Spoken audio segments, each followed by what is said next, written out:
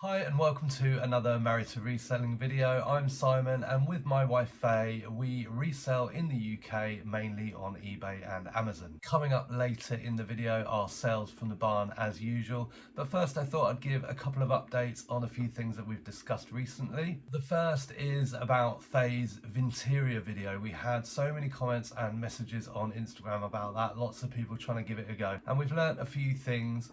The first one being that people had problems importing products. Now, in order to do that, you do need to be a business seller. I think Vinteria call it a professional account. You do need a professional account to use Vinteria, as we explained. Also, when we opened our Vinteria account, we had the opportunity to import everything from our eBay account. Now, if you can't find that option, if that's not working for you, contact Vinteria. They are doing it for people that we know, so just contact them and see if they can help. The second little update I wanted to give you was about our defects. If you watch the channel, you'll know that I was pulling my hair out with defects, and they were as a result of the post office scans not declaring that we had dropped off the parcels on the right date. So I'm not sure that's really been fixed. I have looked at some orders and they are corresponding with the date I'm taking them to the post office, and I did manage to get a whole load removed. I had contacted eBay for Business again on Facebook. It was about an order that was marked as delivered late because it had gone to the customer's keep safe place with Royal Mail. So I pointed out that it should never have been marked as late, therefore the drop-off scan had absolutely no relevance. They removed that, and then I just one by one sent new item numbers and they just kept removing them. So everything got removed except one, which was sent via second class. I couldn't be bothered to argue that, purely because we're down to like 0.24% or something now. So that problem for the moment for us has gone away. I know lots of people are speaking to other people within Royal Mail, within eBay. Someone's had some success contacting eBay via X. They contacted us on Instagram and I said, look, just keep persevering, go through different channels, don't give up. And that's what they did. And within a couple of hours, they messaged us back to say that it had been sorted. So if you are experiencing that problem with late defects that are being created because of the drop-off scan, then just keep plugging away at it and you will hopefully get that resolved. And the next thing I wanted to talk about really briefly, and I promise it won't take long, but I want to talk to you about off-site ads. We had a promotion, so I'm just going to go ahead and show you that. Okay, so I got this message from eBay about getting 75% off-site fees. Now it says dive back into. So we have tried this before last year, and you get up to £200 off apparently. It says it'll increase your listings and visibility. So we got this offer, which we claimed. Grow globally, increase visibility, keeping it simple. So these are off-site ads. So these are ads that are shown elsewhere other than eBay. So for example, Google Shopping. When you set up the campaign, it tells you that it goes through a learning phase and that you shouldn't run them for less than 4 weeks. And you can see a 25% increase in sales. That's what it says there. It says your usual T's and C's. You have to opt in. So you have to activate the offer just further up there, just there, which we did. And just sort of says why use them, increase traffic, external channels like Google. And don't forget, if you've got all caps titles, they will not be shown. You'll be wasting your money, even though in 2023 you were told at eBay Open that a listing with all caps is a perfect listing. So you get up to a maximum of £200 off. Now that's really confusing because I worked it out. That means you can spend £266.66, and that will be £200. So you do have to keep your eye on it, which I'm going to have to do. I set up the campaign on the 30th of September and I'm running it till the 24th of September. And the offer ends on the 31st, which is why I've made sure it stops before. I'm going to have to probably stop it before anyway. And for the first few days it didn't make any sales because it sort of says it's in a learning stage. And you can see there the first sale was made at $29.99 on I think that was the 6th of October. So it didn't take long to get a sale. And then these are the impressions that you see within the campaign, and you can see that vintage 007. That one there has got lots of impressions. So I had a look, and it's actually cost so far £3.67 in fees. Now if I was paying full price for that, that would be over £15, something like that anyway. So, you know, that's not great in a week that it's spent that and it's not sold. And when we look at the items that have sold, these slider things are a real pain. When we look at the items that did sell, they only spent 3p, 4p and 7p, so 14p on the items that sold. But my whole inventory, which gets promoted, has cost £7.54, so over £7.40 has just done nothing of that spend. Now that would be nearly £30 if we were paying the full price for that. There is no way to exclude products out of these campaigns. So if you've got something spending a bit of money, you can't stop it spending money. So for an everything seller, I know a lot of people wonder about these off-site ads. Are they any good? Well, if you can't remove an item from the campaign because it's overspending, then that is no good. And I looked and I could see daily charges for that 007 product. And that's what you're seeing on your screen now. So these are significant because these would be 4 times what you're seeing on your screen if it wasn't for the promotion. So I would not run these without a promotion. Really, you know, is it worth it from what we've sold? I don't know. Not really. I mean, £7 is okay for £60 worth of sales, but you might as well just promote it normally. What I found very interesting was I typed the exact title of one of our listings. It was one of the highest spend or highest impression listings. I typed that into Google, or copied and pasted it into Google, and clicked on shopping, and that is our Vinteria listing there on the left and our eBay listing on the right. They're both appearing as sponsored. We're obviously paying eBay for that sponsored. We're not paying Vinteria. They're both appearing there. It does make you wonder really what you're paying eBay for. They're already doing the Google shopping feeds and essentially they're just charging us for it. It's definitely not for me. And the other thing I'd add about this is the deal expires on the 30th of December, as I already mentioned.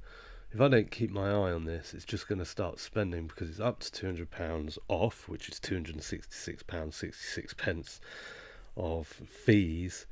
Now we've done £8 nearly in just something like 3 or 4 days since the campaign kind of kicked in, since it done its learning thing and sort of started spending money more. So in 26 days that'll be spent at, you know, and that's just at the current level. It could accelerate, of course. And when that happens, we're going to start getting charged. Now that's not good. I'm really going to have to keep my eye on it, and these are the sort of things I don't really like doing, having to keep my eye on something like that, but that's what's got to be done. And I guess that's what eBay are kind of banking on, because I've heard many people talk about these off-site ads, that they've started them and then they've been stung for hundreds of pounds. So it won't be happening to me, but you know, there should be a better way to manage that. Well, I hope that information has been of some use to you. Now let's see some sales from the barn. Oh, it's over there. Okay. Shock horror, we have an Etsy sale. Another one. Yeah. Like 2 a month. Crate 22. Yeah. Antique Shelley vanity set. 2 candlesticks, 2 trinket pots with lids. And they're floral, that's them. They cost a grand total of 81p 5 months ago. And they sold for £63.74 plus post and tax because they're going to Australia. So a total of £99.80. Sweet. It's good. Yeah. I mean, they must have been down to like 30 quid or something on eBay by now, I'd imagine. On eBay, they were down to £29.99, yeah. Oh, there we go. And we did a nice AI background for that. Obviously, didn't make enough of a difference. It's still took 5 months to sell. Crate 16. Yeah. It's just sold, just took an offer on it. Vintage art glass bowl, dish, ashtray. It's red and it's clear and it's glass and it's mid-century. That's the one. That cost 45p 3 months ago and sold for £15. That was from auction. As was the Etsy sale, that was from auction. Crate 9. Vintage Paul Webb pottery lidded trinket dish with scalloped rim. Could it be that? Yes, that is it. Let's see a side view. The lid's on upside down just to protect the top of it. That cost 70p and sold for £12.72 to a repeat buyer within a month, and that was from auction. Home. Yeah. A William Morris coffee cup, so like a travel mug, pink, 400ml capacity. Yeah, that's it. That cost 28p 2 months ago and sold for £11.37. Crate 9. Yeah. William Sonoma garland plate, 4 of them, Christmas. They're white with like a Christmas decoration around the trim. What size plate? 7.5 inch. 4 of them? Yeah. And crate 9, yeah. Ah, so I'm going wrong. It's crate 10. Oh. Close one. They cost a total of 70p for the 4, and they sell for £20 and 9p within a month, and they were from auction. Lovely. Then on the table we have 4 vintage Denby Mets mugs. So they're blue with like a green foot, like the foot of the cup is green. They were from a garage sale. They cost a total of £2 and sold for £25.99 plus post. Crate 16. Yep. Candlestick candle holder, red. That's it. That cost £1 from a charity shop within the last month, and that sold for £9 plus post. And on the table we have a pair of Emma Bridgewater toast marmalade tins. I've seen these before because they got bought, we picked them, and then they wanted the address changed, so we cancelled and put them back away again. They sold to a different person. I don't know, I think so. That pair were £8 from a car boot, and they sold for £27 plus post. Also on the table is this lamp, Dunelm wicker basket weave table lamp. That cost £3 from a car boot sale and sold for £21.99 plus post. Very nice. Also on the table, or on the shelf, are these Scion Living Mr. Fox cushions, 2 of them. So Scion Living is the brand, they're not living foxes. No, really? Yes. Oh, there it is. Can you see that? Yeah. They cost £5 for the pair from a charity shop within the last 2 months and sold for £23 and 23p. Then we've got crate 31. Antique Edward V11 7 Edward the 7th and Alexandra coronation plate June the 26th 1902. Give me a clue. Has it got a picture of an old man on it? Or what? No, sort of beige and really old. No. Yeah.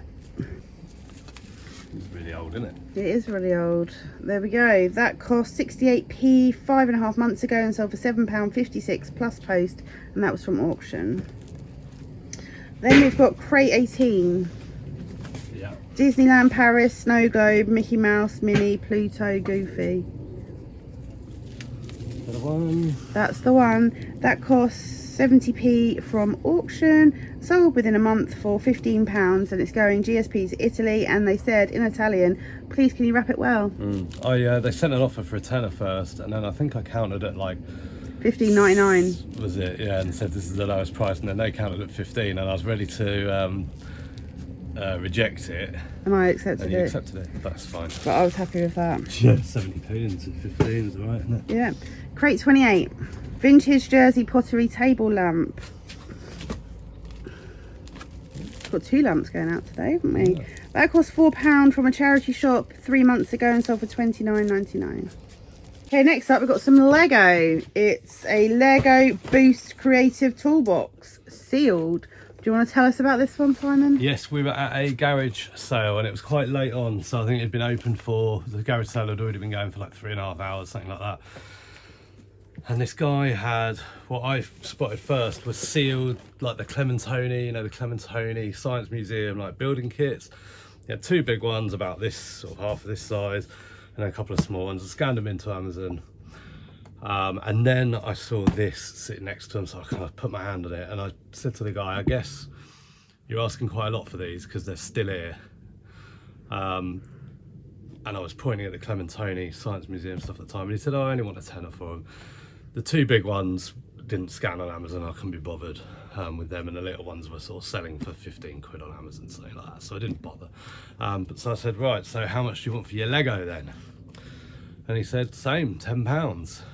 At that point, I'd already scanned it discreetly into Amazon. It's on Amazon for £3.50.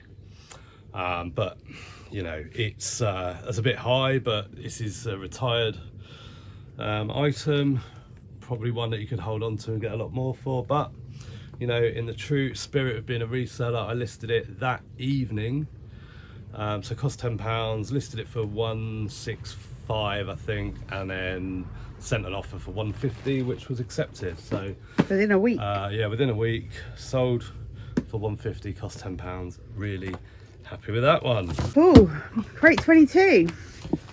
Yes. Antique Royal Dalton Old Lead Sprays Teapots. This cost 70p from auction and sold within a month for £8.75. The person who bought it did send a message saying, does this hold boiling water without leaking? And you replied and said, we don't test every teapot we have. Yeah, and in fact, they in the meantime, they sent the message, and then I'd sent an offer. You know, I was sending offers on loads of stuff. This was one of them. Same person bought it without receiving an answer, and then I replied to them saying that if it's no good, you can send it back. Like, it's a teapot, you know. I haven't made a cup of tea in it, so I can't, you know, vouch for its tea making qualities. Crate 8. I was like, shut up and move on. Yeah. I'm just looking at your shorts thinking I wish I put them in the wash. Crate 8. Yeah, Antique Royal Dalton Old Lead Sprays Egg Cups, 2 of them. They match the teapot, but they're going to someone different. They cost 70p from auction, listed and sold within a month for £13.39. So the egg cups went for more than the teapot. Home. Yeah. Vintage H&M & Co. British Airways teaspoon. Teaspoon. I always seem to find tongs. Is it a silver teaspoon? Yeah. Oh yeah, they're British Airways. That was in a load of dirt that came from auction. It was just a box. It was like someone had cleared out someone's kitchen cupboard and just dumped everything in this box, and there was some right grotty stuff in there. But I kept like 3 things back. That teaspoon, a potato masher, I can't remember what the other thing was, but that cost 70p and sold for £8.70 plus post. Alright. So always have a little look to see what there is. Large letter. Yeah. Someone had pinched that off their flight. I'm sure my mum took teaspoons off a plane once. Ooh, careful, you're incriminating her. She's not here to defend us. It was past statute of limitations, whatever it's called. Yeah. It's a long time Where is ago. it from? Which country was she in? International waters. Yeah. Over the top. Okay. Airspace.